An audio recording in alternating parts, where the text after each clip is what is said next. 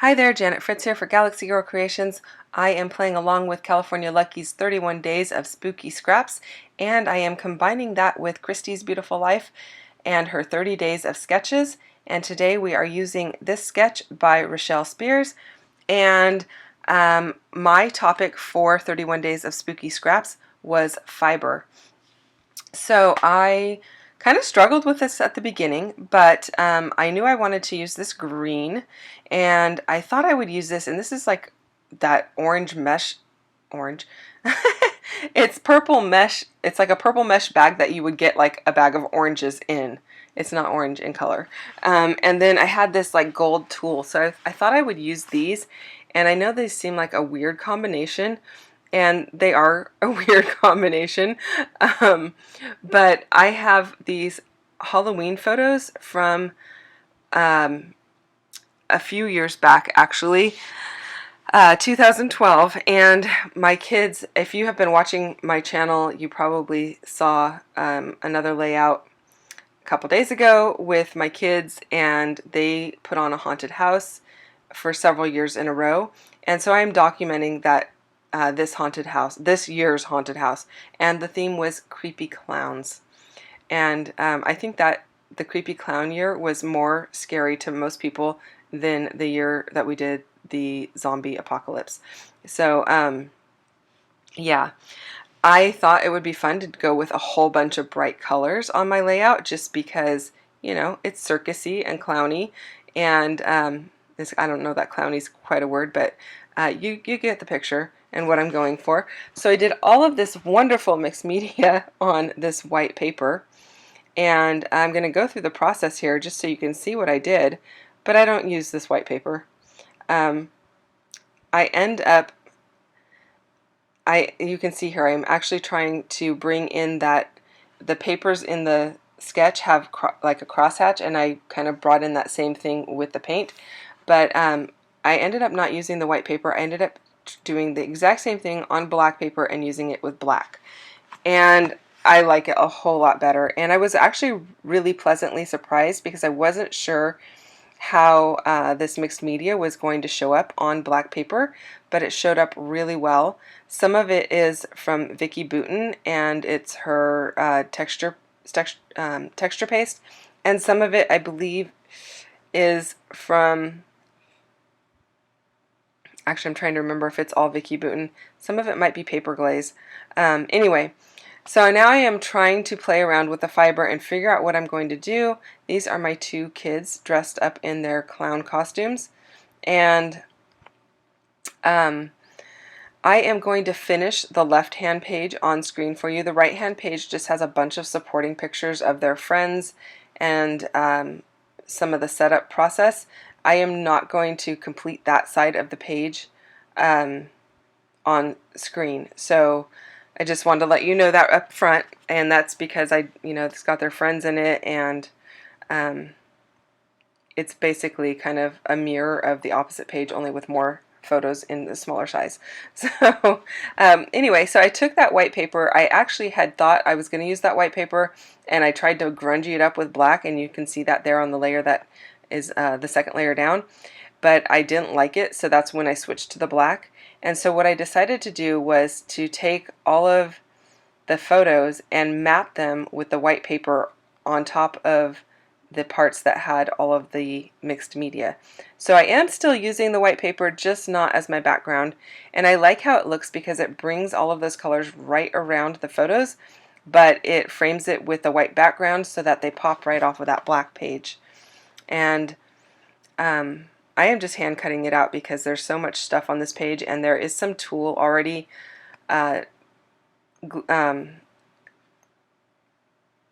stitched onto that white paper, so I just went right over it and used that too because I need to use fiber. And I really like how this ends up looking. It's very different for me, and it gives you a lot of texture on the page. And usually I like a lot cleaner lines, but it works for this Halloween layout, so I was pleasantly surprised. I also had thought about just using, some ribbon on a page and calling it done, but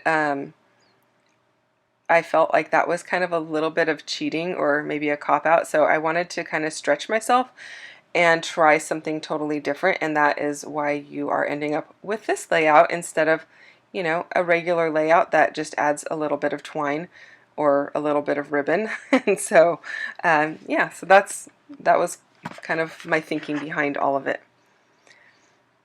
So the 3 photos there, that is my son and my daughter, and they just had such a blast with this particular year. Instead of, normally we would put white sheeting on all of the fence panels that create this haunted house, and so you can't really see, and not fabric sheeting but plastic sheeting, and you know, there might be blood dripping down on them and whatever else. But this particular year we used red and yellow, and it was like red and yellow stripes, and it was very like fun house looking, which was really kind of fun. And we had more people this year asking, like, are there clowns inside? Is it going to be scary? And more people that were freaked out than any of the other ones that we did. So, and the best part was when they would exit the haunted house, my niece was standing at the exit in a clown costume, and she would follow them out right behind them, and she'd have one of those like bike horns or clown horns, and she'd follow them out and squeak it right behind them and really scare them as they were walking out. But anyway, yeah, it was fun. And you can see there on the right hand page, I've got the photos there, just making sure they fit and everything, but I am not going to complete all of the rest of the layout. It's a lot more simple than what I am doing on the left hand page. I ended up not using that purple from the orange bag. I am using a purple, it's like a netting that has like a shiny purple in it, and it's something that you would probably use like for a tablescape or something like that. It's maybe like 12 to 18 inches wide, and it's like a purple mesh, and it has one piece of the mesh, or one of the strands of the mesh has like this sparkle in it.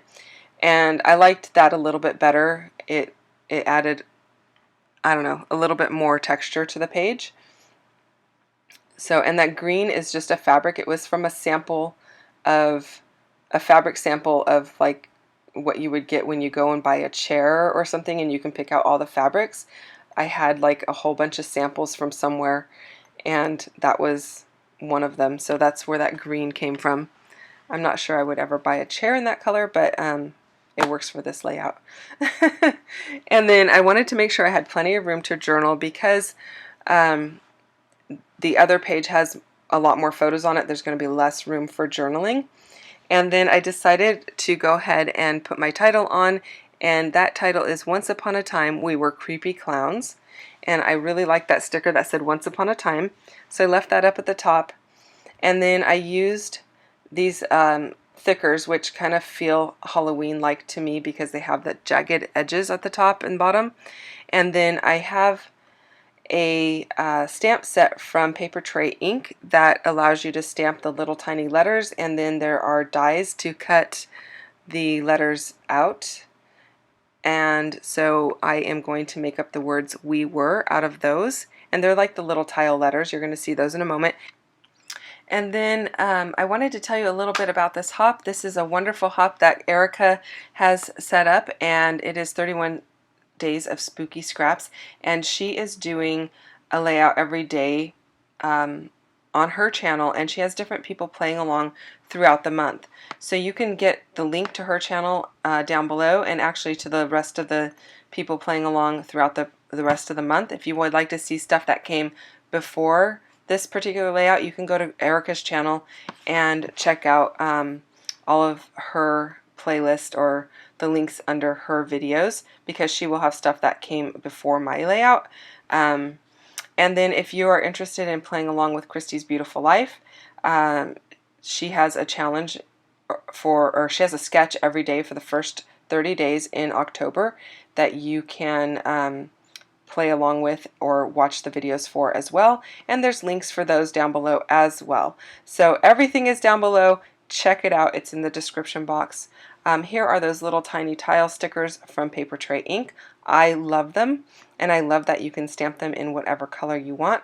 The actual color that you see there, the green, is actually the stamped color, and it leaves the white as the letter. And then the purple ones, that is purple paper, and the black is stamped on the purple paper. So they give you like 3 fonts in each set. And I don't know, I just love them because they're super useful, and I've stamped them in a whole bunch of different colors so I can easily grab them whenever I need to, as you just saw. They are a little bit smaller than the small tile stickers that you would get in a collection, but they work just as well. So check that out if you're interested. Again, they're by Paper Tray Ink. So I am just sticking everything down that once upon a time is popped up onto some fun foam, and that's just the cheap stuff from Walmart. It's adhesive backed on one side, and it's like, I don't know, $5 for, I can't even tell you, like a 5-inch stack of foam. Now I am going to just go ahead and work on my embellishment clusters here. I am going to have one just to the right of that bottom photo where it has that epic sticker, and then one at the top of the photo where my acrylic block is now sitting. It's just kind of holding everything in place while the adhesive glue dries, because I used a liquid glue, and it is on that mixed media, so it will want to pull away a little bit, but if you set something like the acrylic block is just heavy enough to hold it flat, and it just doesn't have to be there a super long time because this glue dries fairly quickly, and that is Nuvo Deluxe adhesive, in case you were wondering. So I thought it would be fun to put a coupon on here that says keep this coupon. We didn't actually take coupons at our haunted house, but it kind of gives you the feel that you have a ticket to play, a ticket to ride, a ticket to participate, whatever you want to call it. In our neighborhood, we get so many people, we're not giving out tickets. They are lucky they get 1 piece of candy each because we get like 1,000 people. I'm very curious to see what this year brings with COVID, so that is going to be super interesting.